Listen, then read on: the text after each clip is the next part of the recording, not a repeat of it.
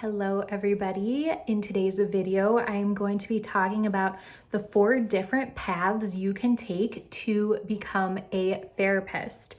I was inspired to remake my most popular video because it is, I think, the first ever YouTube video I filmed, and somehow it has the most views out of every single video on my channel. And I will play you a clip here. It is so cringe. My name's Allyssa Powers and I'm a therapist in private practice. I teach you the things they don't teach us in grad schools. I was a deer in the headlights. I was a baby newbie YouTuber, and now that I have been doing this for a couple of years, I am a lot more confident, a lot more concise, and I also think I can just add a lot more value this time around because honestly, I have had so many more conversations with you all, my audience, and I think I know what is most important to highlight. So if that sounds like something of interest to you, stick around and stay until the very end because I'm actually going to be going over some bonus tips that are just little picks here and there from different videos I have made that I think are going to be super helpful if you are thinking about becoming a therapist. And honestly, it's going to save you a ton of time. So if that sounds of interest to you, just keep watching. If you are new here, my name is Allyssa Powers. I have been a therapist for the past 7 years, and I created this YouTube channel to teach you the things that grad school didn't so you can thrive in the mental health field. Now, this video is going to be popping off in the cards because pretty much every single thing I'm going to cover, I have another video about already that goes into way more depth. So maybe if you are someone who's thinking about the social work path, or you're thinking about the marriage and family therapy path and you want to know more, you can just click up here. And I'm also going to link all of those videos down below so they are very quick for you to access. So I would love it if you would stick around and subscribe. I make therapy content all about what it's like to actually be in the field.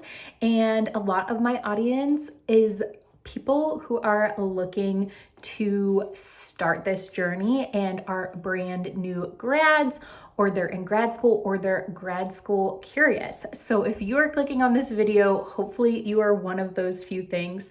I would love it if you would come join our little cute corner of the internet. Okay, so let's get right into it. I want to start off with LPCs. So that's what I am. LPCs are licensed professional counselors. There's a couple different acronyms. You can be an LPC, an LPCC, or an LPCCS. And then there's actually a couple different variations from there that different states also take on. So fun times in the alphabet soup for us LPCs. But know that you do not need a specific undergraduate degree to get your LPC. Mine was in education, and I had no problem getting into a clinical mental health program. So that is something to know, even though I will say the most common path is to just go the psychology route. And this program can take anywhere between 2.5 and 4 years, depending on if you're going full-time or part-time. I did my program in 2.5 years, but I was going at super speed. And the program you will want to look for is called Clinical Mental Health Counseling.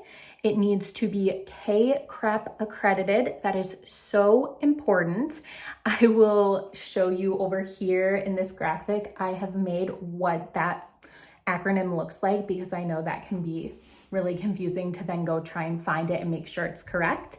And some unique features are that this is a really common way to do talk therapies. So if you are browsing online and looking for a therapist for yourself, you will see a ton of LPCs, LPCCs, and LPCCSs. At least in my area, it is probably the number one most common way to do talk therapy. All right, next, let's talk about marriage and family therapists, or MFTs. So very similar to LPCs in what they study and how they function, but MFTs are going to be most popular in the state of California, Florida, and New York. Don't ask me why, it's just the truth. I feel like every MFT that comments on a video of mine or that I talk to has been in the state of California. So if you're in that state, it might be a good fit for you for a couple of reasons, and you'll want to watch my video about the differences between an LPC and an MFT to get more info on that. But you also do not need a specific bachelor's degree to get your MFT, even though psychology is often a very common route. And then the program name is just going to be called Marriage and Family Therapy. Pretty straightforward. It has an accreditation that I am not even going to try and pronounce. It's a long one, but it is over here. And then you can also be called an MFT, an LMFT, or an MFTS. So very similar to how LPCCs and so on are structured. So when you become independently licensed, you get that LMFT. So unique features would be location. That's the main difference that I have seen, but you can get a wonderful education through becoming a marriage and family therapist and practice just the same way that an LPC would. All right, now let's talk about the features of a social worker. Social work is a little bit different. So social work is the most established out of all the fields that I'm talking about. It is the oldest field. It's the most just well-structured field, and that makes a huge difference in terms of seeking out licensure and what the process actually looks like. So if you want to become a social worker, it can take you up to just 1 year. If you got your bachelor's degree in social work, you can get your master's to become independently licensed quite quickly by doing an accelerated program. But if you've already completed your bachelor's degree and it's not in social work, don't worry, you can still go back and get your master's in social work, and it will take about 2 to 3 years. So the program name is straightforward, Masters of Social Work.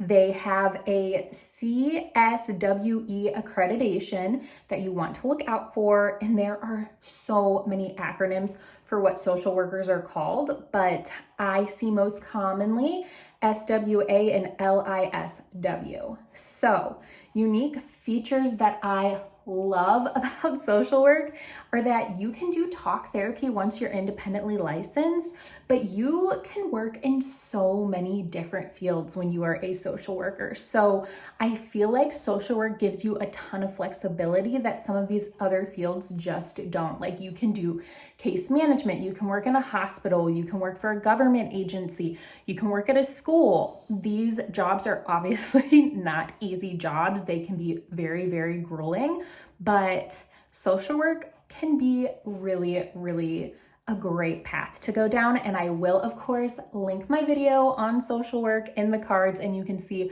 my opinion on if I would go back and choose social work or not. Last, and I would say not least, but honestly, from my perspective, this would be your hardest path, and this is clinical psychology. I have a video all about why you should not be a clinical psychologist if you want to do talk therapy. So let's get into a little bit of that here. It can take 2 to 3 years just to get your master's, and then 4 to 8 years to get your doctorate degree. And they are not paid a ton more than we are as LPCs, MFTs, and social workers doing talk therapy, especially in private practice. You establish your own rates. You are not required to have a psychology undergrad, but it can really set you ahead and be important, because actually becoming a clinical psychologist can be quite rigorous and competitive. So if you want to set yourself apart when you are applying to these master's and doctorate programs, it might be worth having that undergrad degree in psych, but it is not 100% necessary. So you'll either be a PsyD or a PhD. APA, baby, that's the accreditation. I know therapists, we also abide by APA a lot of the time, and we look at like some of their ethics, and obviously APA formatting is a big thing when you're in grad school. So you'll see that if you become an LPC too. And then you're just called a clinical psychologist. And unique features for this one, it's the longest and most expensive route you can go. It doesn't necessarily give you a huge pay increase, but similar to social work, you are going to have more job opportunities. You can be a clinical school psychologist, you can work in a hospital setting. There are some settings that are only accessible through this route. So that is something good to know. All right. Now I want to get into my best tips for the therapy curious, and I mean becoming a therapist curious. So I have videos on literally all of this. I sound like a broken record, but I want to just bullet point quickly give you the dirty details that might either solidify the deal or really deter you from the field. The number one thing that might deter you is that we are the lowest paid master's level educated clinicians out there. So when you look at our salary compared to other master's level professionals, we are among the lowest. Therapists, social workers, and musicians. If that gives you any insight that we are on par with musicians, no shade, no hate, but that is kind of scary for such a needed field. The next thing I want you to know is that since your bachelor's degree probably isn't going to be indicative of if you get into a program or not, I personally think you should choose something you love and that you can fall back on if for some reason the therapy thing didn't pan out or you wanted to make a career switch later in life. So my bachelor's degree is in education, and while I don't ever see myself going back to it, knowing that I could gives me a sense of comfort. And I think that at the time was something I was really interested in and also added a lot of value to my work with kids when I was first starting out as a therapist and working with a lot of kids. So I would choose something you love. And I think also if I could go back and do it again, I would have gotten an undergrad in business or marketing, because as a private practice owner, you kind of have to do both. And that would be like the ultimate stack in my mind to really know what you are doing in private practice.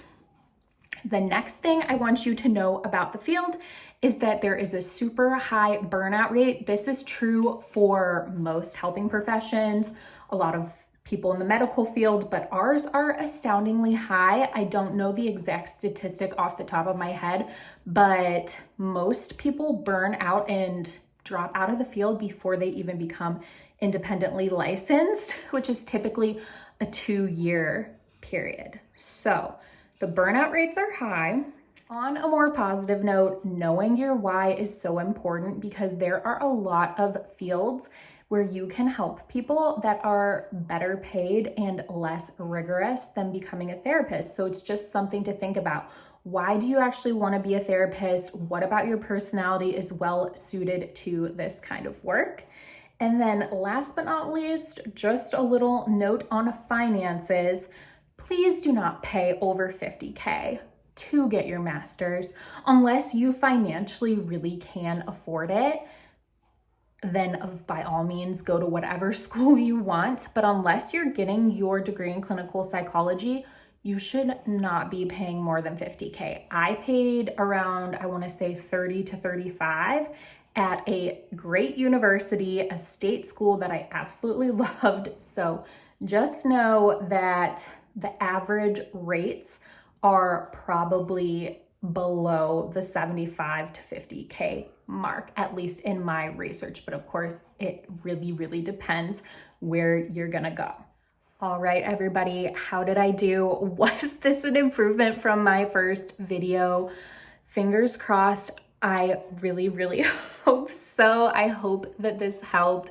I would absolutely love it if you would subscribe and stick around. This content is my absolute favorite to make because a little bit about me, I didn't know a lot about the field when I was going into this. I was the person who was like, being a therapist sounds cool. Like, I like to talk to people. I like to be one-on-one with people.